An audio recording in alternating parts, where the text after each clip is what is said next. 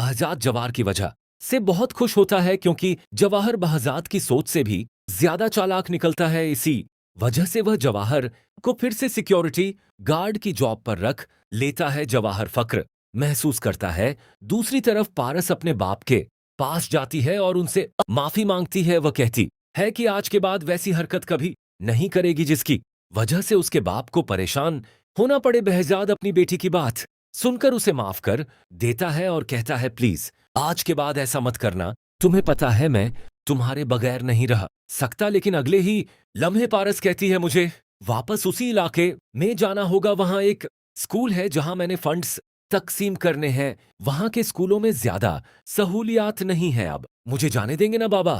यह सुनकर बहजाद कहता है तुम जाओ लेकिन एहतियात से। पारस कहती है आपने जवाहर को मेरा सिक्योरिटी गार्ड रखा ही हुआ है, उसके होते हुए आपको कोई फिक्र है? दूसरी तरफ जब पारस और जवाहर फंड्स तकसीम करने जा रहे होते हैं तो रास्ते में वहाब के लोग पारस और जवाहर को देख लेते हैं। वहाब का खास आदमी फौरन वहाब को इत्तला देता है। जैसे ही वहाब सुनता है कि पारस जवाहर के साथ है वह फौरन उन दोनों को पकड़ने का हुक्म दे देता है। वहाब का खास आदमी मौके का फायदा उठाते हुए और लालच करते हुए कि उसे इनाम मिलेगा मौका देखता है कि कब दोनों गाड़ी से बाहर आई। जैसे ही पारस अपनी मंजिल पर पहुंचती है तो दोनों गाड़ी से उतरते हैं। वहाब का खास आदमी जवाहर को पीछे से जकड़ लेता है। पारस ये देखकर हैरान हो जाती है। उसी लम्हे पारस को भी वह अपने साथ ले जाते हैं। वह बहुत खुश होता है। उसे तो यही लग रहा होता है कि पारस अभी भी घर से भागी हुई है और मौका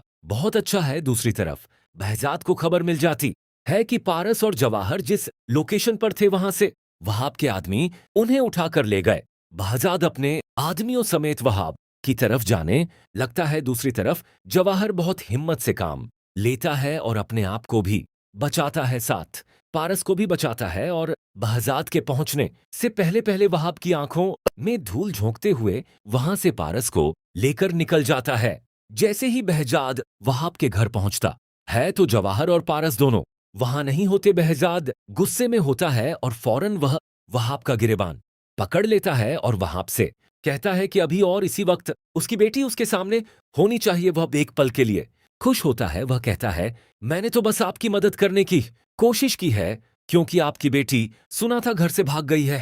बहजाद कहता है वह घर से नहीं भागी। अगले ही लम्हे वहाब का खास आदमी आता है और कहता है कि पारस भाग गई, जवार उसे लेकर चला गया। वहाब गुस्से में आ जाता है और कहता है ये जवार तो मेरी सोच से भी ज्यादा चालाक निकला, मैं इसका क्या करूं? बहजाद को यह सुनकर तसल्ली मिलती है और कहता है आज और इसी वक्त मैं तुम्हारा काम तमाम करूंगा। तुमने अच्छा नहीं किया। वहां बहजाद से कहता है अगर तुम खामोशी से यहां से चले गए तो ठीक है, वरना अभी तक वह लड़का तुम्हारी बेटी को लेकर घर नहीं पहुंचा होगा। वहां अब यह भी कहता है अगर तुम खामोशी से चले गए तो मैं कुछ नहीं करूंगा। इसी वजह से बहजाद को मजबूरन वापस जाना पड़ता है, लेकिन साथ ही साथ वह यह भी कहता है कि वह हिसाब पूरा करेगा। दूसरी तरफ जब पारस और जवाहर घर पहुंचते हैं तो बहजाद पहले ही वहां पहुंच चुका होता है और वह जवाहर की इस कारकर्दगी की वजह से बहुत खुश होता है। वह जवाहर